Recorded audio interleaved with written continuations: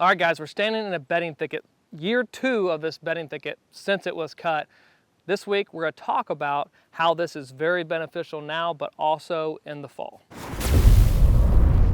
If you've been listening to Land Beat, bedding structure and cover is important to have on every recreational property. It may not be that you're converting closed canopy forest into a bedding thicket, but you have to have the right structure during the fall to bed deer and make them feel comfortable as they are bedded down and secure on your property. Hunting strategy is built from the bed out to the food source, so make sure you've considered that. But today we're talking about the difference between what it looks like in the growing season versus what's going to look like in the fall, and how this density has to be in place during the summer months for deer to feel comfortable being here in the fall. Especially when you're taking a closed canopy forest and, if you will, disassembling it through felling of trees, girdling of trees, hinging trees, treating some trees. You have to be comfortable with they're going to be a mess. And at some point, yes, there's a lot of deer browse in here and deer are moving through here daily, but they may not be utilizing this right now currently as a bedding area. They might be on the fringes, but what's most important is this is dynamite and very consistent usage type during the fall and winter months. As you go through the fall, you have frosts.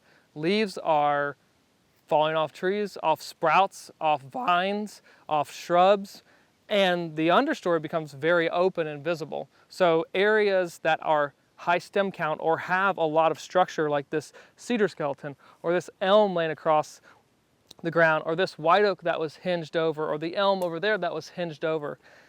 If you don't have that structure component on the ground and new sprouts coming back up, you're gonna have a wide open landscape. And then it's become very difficult to isolate where deer are bedded at daily. Then a hunting strategy kind of goes to the wayside and you're just kind of willy-nilly guessing, right?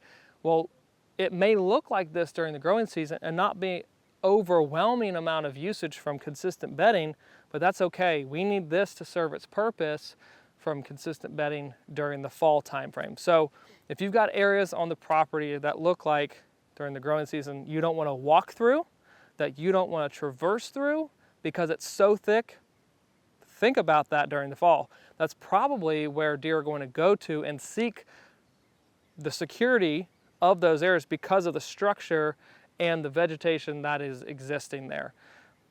Whether it's hunting pressure or whether it's bucks pushing does into dense pockets before they're receptive and ready to breed, those areas are going to be hot spots on any farm, any portion of the country. So the necessary structure is important to create, and make sure you're doing that with consideration to where your food's at, where there's pinch points, where your access is at, to make sure you know where deer are bedded at during the fall. So as we mentioned, this is year 2 on this project. It's responding great. We've got a lot of diversity, from forbs to brambles to vines to shrubs to resprouts of the hardwoods that were cut. But one thing that always pops up, is a great question to be asking, is how do you maintain a site like this? So as we're going into year 2, we're gonna really start thinking about, in the next year, planning for prescribed fire to move through this area. Yes, there is a lot of debris in this unit, but fire is by far the best way to manage these areas because of the diversity of vegetation, but it's the easiest way to maintain this. So if you can't use fire though, whether your state doesn't allow it, you're fearful yet to try it, make sure you take classes to try it, or you get experience from neighbors, because it's a fantastic tool.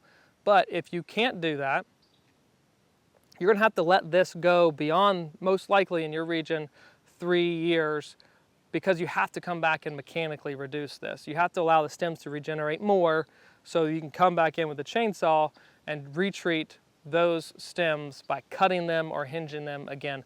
That's very labor intensive because you're waiting 4, 5, 6 years after the initial cutting to do that, and then you're getting right back in there with a chainsaw. Whereas in my case, in our latitude, about year 3, I'll probably come in here with a fire, burn it, and then continue that 3 to 4 year burn interval on a site like this. But I do have heavy fuels. Hopefully we'll have enough leaf litter to be able to carry a fire through this and consume some of that structure and the heavy fuels. But if not, a patchy burn is still a good burn. And if I need to, I'll come back in with a chainsaw. But you have to maintain quality bedding on a property. And just because you implemented bedding, the work is not done. You have to continue working to maintain this vegetative structure on your property if you want consistent hunting in the fall.